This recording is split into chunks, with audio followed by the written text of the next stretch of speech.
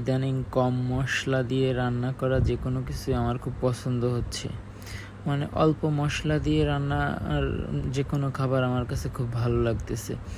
কারণ আমি বেশি মশলাযুক্ত খাবার খেতে পারতেছি না, আর আমার কাছে বেশি মশলাযুক্ত খাবার ভালোও লাগতেছে না।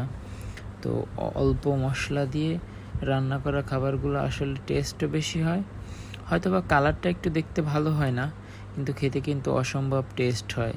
বিশেষ করে গরুর গোশ, মুরগির গোশ, এগুলো যদি কম মশলা দিয়ে ওই যে আফগানিস্তানের মতো শুধু সিদ্ধ করে খাওয়া হয়, সেটা ট্রাই করে দেখব সামনের দিকে।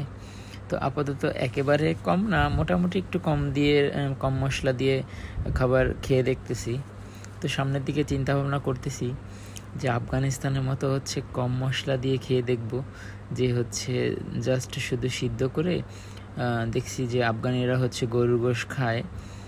তো সিদ্ধ করে ওর ভিতরে জাস্ট শুধু লবণ আর হালকা মশলা, তাও মশলাগুলো ওনারা আস্তই দেয়, পেঁয়াজ আস্ত, রসুন আস্ত, সব কিছু, আদাও আস্তই দেয়।